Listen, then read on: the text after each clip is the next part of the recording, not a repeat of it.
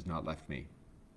Not since my first stay as a missionary in the late 1970s, not since my first tour as a rookie officer, not since my time as deputy director, and certainly not during my time as AIT director. Today, I want to talk to you about what we have accomplished in these 3 years and where I see the U.S.-Taiwan partnership going in the future. As some of you may have heard, when I assumed office as AIT director, I announced my 4 priorities, also known as my 4个增进: promote U.S.-Taiwan security cooperation, promote U.S.-Taiwan economic and commercial ties, promote Taiwan's participation on the international stage, and promote U.S.-Taiwan people-to-people ties. To me, these are the most crucial parts of the U.S.-Taiwan partnership and the ones that most deserve my focus as director. I'm very proud of the progress the U.S.-Taiwan partnership has made in each of these areas over the past 3 years, and I would like to briefly touch on each one. I'll begin with security cooperation. Our obligation to support Taiwan in maintaining a sufficient self-defense capability against coercion remains a foundational element of the Taiwan Relations Act. Last year, U.S. Assistant Secretary of State David Stilwell gave a speech in which he highlighted 2 declassified State Department cables that are now displayed on AIT's website. The first cable explains that the United States' willingness to reduce its arms sales to Taiwan was conditioned upon the continued commitment of the PRC to a peaceful solution of cross-strait differences. At the same time, the United States would continue providing Taiwan the equipment it needs for self-defense in accordance with the provisions of the Taiwan Relations Act. The second cable offers 6 assurances to Taiwan, reaffirming that commitment. The 6 assurances have long been an important element in U.S. policy towards Taiwan and the PRC, and they are now part of the public record and counted among the primary source documents that guide our cross-strait policy. Since I took on this role in 2018, the United States has notified more than $16.9 billion in sales of defense articles to Taiwan, including traditional platforms such as F-16 fighter jets and M1 tanks, as well as more agile equipment such as UAVs, HIMARS, and the Harpoon coastal defense system. You have probably heard a lot of talk about Taiwan's asymmetric capabilities. That is, Taiwan's ability to use its relative size and position to its advantage rather than engage in an expensive arms race with the PRC. AIT has long advocated the need for Taiwan to focus on its asymmetric capabilities, and these cheaper, resilient, and more mobile systems support that approach. When we mention security cooperation, I'd also like to emphasize that it's about more than just arms sales, and even extends beyond the military-to-military relationship. Allow me to share 2 examples. First, in March, we signed a Memorandum of Understanding on enhanced Coast Guard cooperation that will enable us to address shared maritime challenges and issues of global concern, such as narcotics trafficking and illegal, unreported, and unregulated fishing. Second, we are in the middle of a 6-month-long campaign, bookended by the 10th anniversary of Japan's 3/11 triple disaster and ending with the 22nd anniversary of the 9/21 earthquake in Nantou, to highlight our robust cooperation with civilian authorities on humanitarian assistance and disaster relief. Beyond deepening our cooperation in this area, this campaign is also aimed at raising public awareness about the important role of personal resilience and civic readiness in confronting natural or man-made disasters. My second priority is promoting the U.S.-Taiwan economic and commercial relationship. Taiwan is now the United States' 9th largest trade partner, but that figure, though impressive, is just one indicator of how much and in how many ways we work together and depend on one another. Our two-way investment relationship has flourished. In the past few years, U.S. firms such as Applied Materials, Google, Micron, and Microsoft have all made major investments in Taiwan, reaffirming their faith in Taiwan's potential for growth. Taiwan businesses' commitment to U.S. market potential has been equally strong. The Taiwan delegation to the 2021 Select USA Summit which will occur virtually on June 7th to the 11th, will almost certainly be the largest from any global economy. This was also the case at the previous two investment summits in 2018 and 2019. TSMC's $12 billion investment in Phoenix, Arizona, caught the attention of the world, but investment by their Taiwan suppliers is equally important to the success of TSMC's investment. Other Taiwan firms appear poised to invest nearly $1 billion to support TSMC. The United States is also deeply committed to Taiwan's energy security, and we are eager to assist in Taiwan's transition away from coal and nuclear power toward LNG and renewables. We were delighted that CPC chose Cheniere to provide $25 billion of LNG over the coming decades, and TPC chose GE to provide generators for the Datan Xinda and a planned new Taichung LNG power plant. In the coming years, we look forward to deepening cooperation on energy storage and other aspects of renewable energy. More than ever, topics that used to be considered economic or tech issues, such as secure supply chains, 5G, and cybersecurity, have become critical elements of our shared national security. We launched the Economic Prosperity Partnership Dialogue, which enhanced our cooperation in a variety of areas, including reorienting technology and medical equipment supply chains, investment screening, infrastructure financing, global health security, and science and technology. We also held the third Digital Economy Forum, during which the U.S. and Taiwan representatives identified ways to enhance our cooperation on issues such as 5G, AI, and digital trade. As one of his first executive orders, President Joe Biden launched a review process to create more resilient and secure supply chains for critical and essential goods. As President Biden said, building resilience will mean increasing our production of certain types of elements here at home. In others, it will mean working more closely with our trusted friends and partners so that our supply chains can't be used against us as leverage. We count Taiwan as one of our trusted friends, and the shared work of securing supply chains is well underway. Over the past 18 months, AIT worked with Taiwan counterparts to hold a series of events, large and small, public and private, bilateral and regional, to elevate and make progress on this issue. In 2020, AIT and the Taiwan External Trade Development Council, or TITRA, issued a joint statement on strengthening our cooperation on supply chain restructuring and resiliency, especially in the tech and medical sectors. Last October marked the first time Taiwan hosted a session during the United States Indo-Pacific Business Forum, sharing the Taiwan model on COVID-19 and how Taiwan forges public-private partnerships in the medical industry. Through these and other forums, we aim to grow our respective economies while reaffirming our shared commitments to global trade norms, internet freedom, and inclusive growth, among other values. As Taiwan's democracy, economy, and status as a critical supplier of high-tech equipment continue to develop, I am confident we will expand our cooperation even further.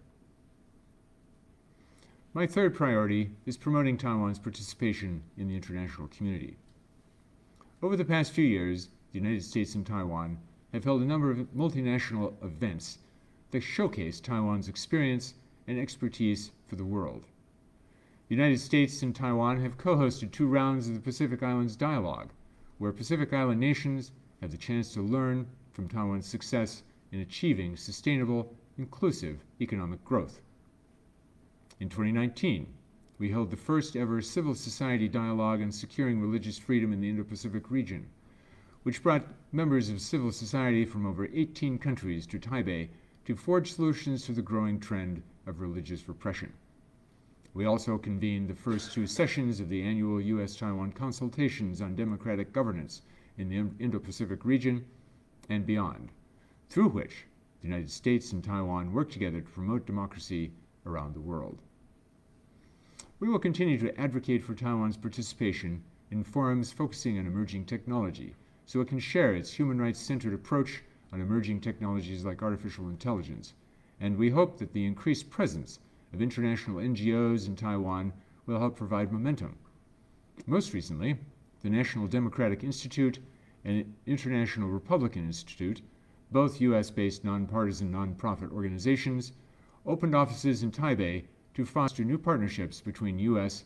and Taiwan civil society to advance democratic values in other countries.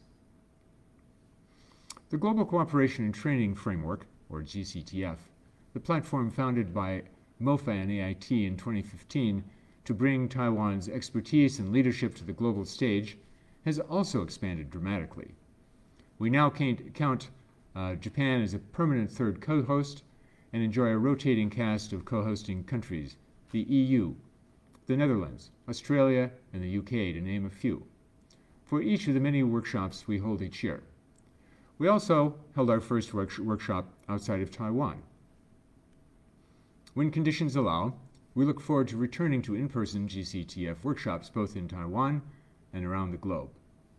Our topic areas have continued to expand and keep pace with the emerging needs of countries around the region, as demonstrated by some of our most recent workshops: combating COVID-related disinformation, tackling marine debris, and building disaster resilience.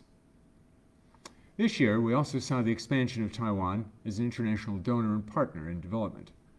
In December 2020, Taiwan and the United States committed to supporting the Women's Livelihood Bond Series, which blends public and private resources to empower underserved women in the Indo-Pacific region.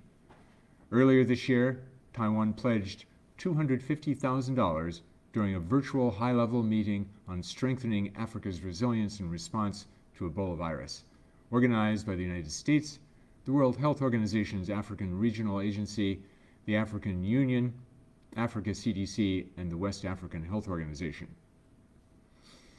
As we face a multitude of global challenges, the impacts of global health pandemics, shifting supply chains, transnational terrorism and crime, the insidious spread of disinformation, and others, we cannot afford to exclude a society with so much to offer the world. As you all are aware, Beijing works constantly to impede Taiwan's efforts to cooperate on the global stage, be it in sports and esports, global health, law enforcement, civil aviation, or countless other areas.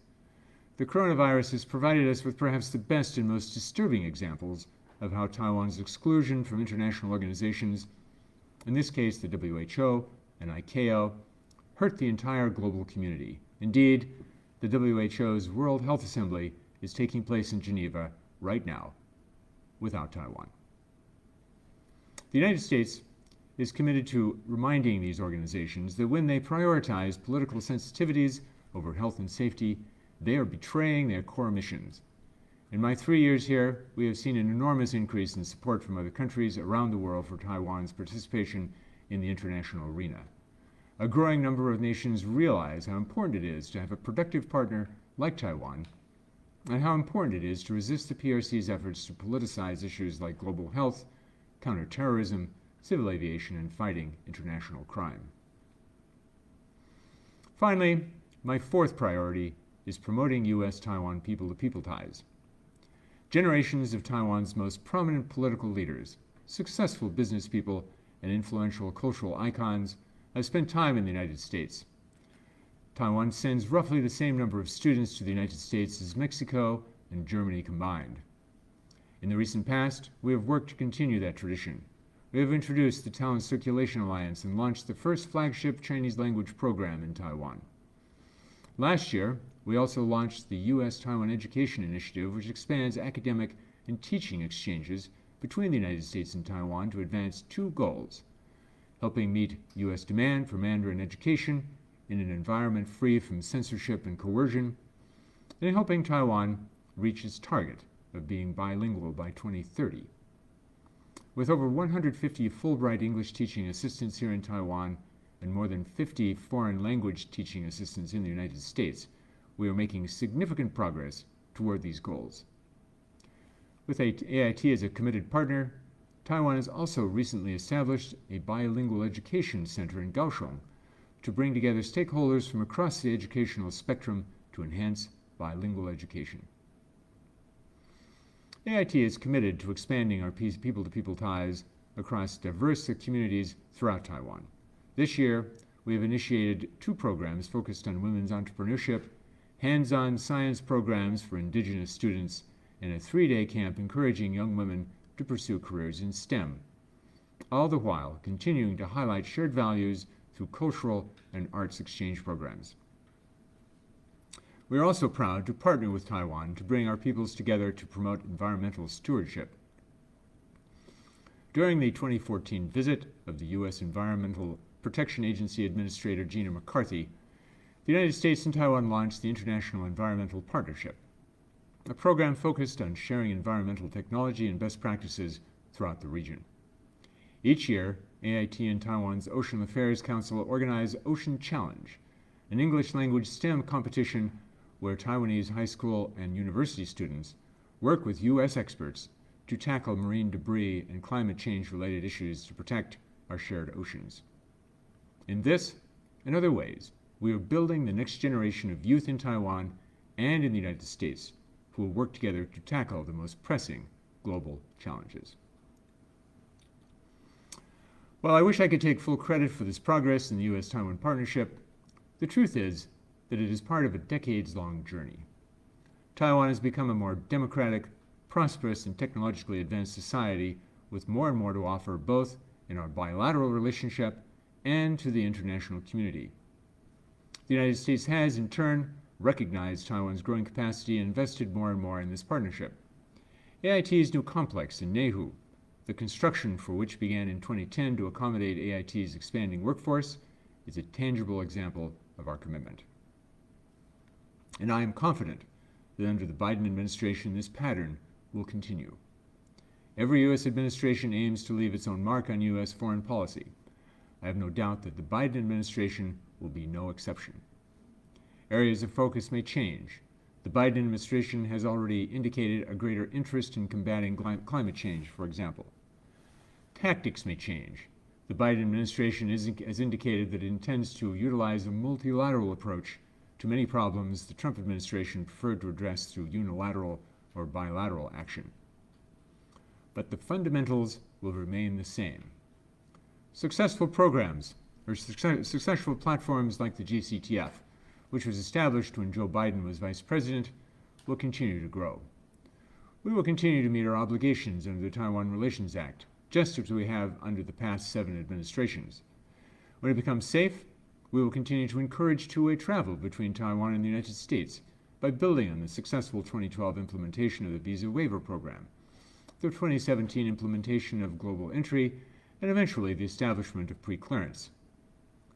Bipartisan supporters in the U.S. Congress will continue to encourage close interaction between the United States and Taiwan, and we will continue to find new ways for cooperation guided by our shared values and interests.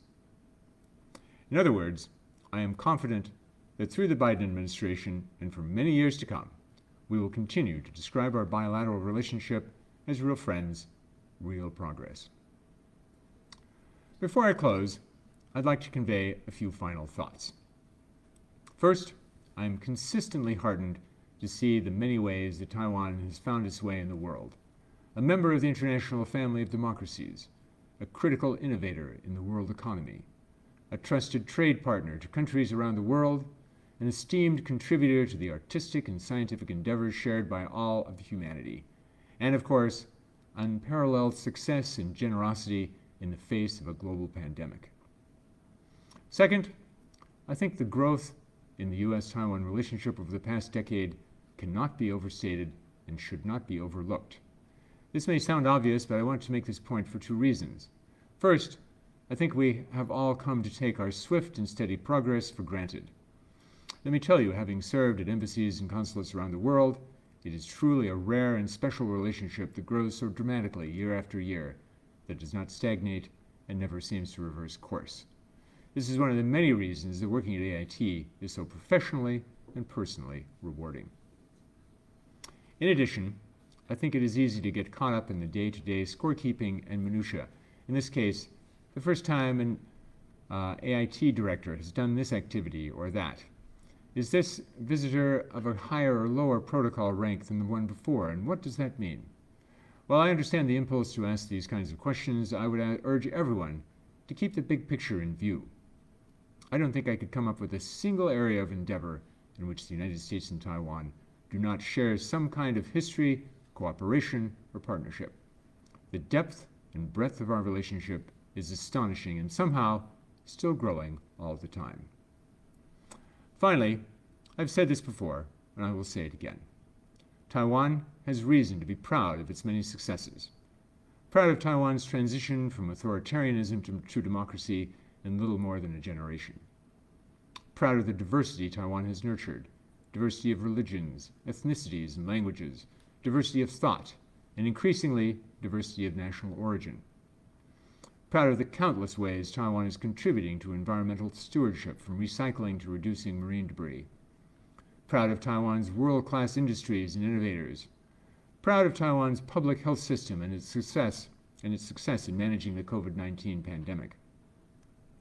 Proud of the fact that countries around the world are now clamoring to be Taiwan's friends and partners. And Taiwan should channel that pride into resilience and steadfastness to protect what it has built.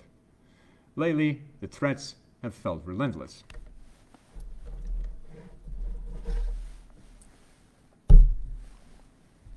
But I think we can all remember a recent example of Taiwan demonstrating its resolve and unity in the face of bullying. Bullying that quickly backfired. And I am confident that as Taiwan is tested again and again in the future, Taiwan will continue to come together and show the world its strength, its resilience, and its resolve. Thank you very much.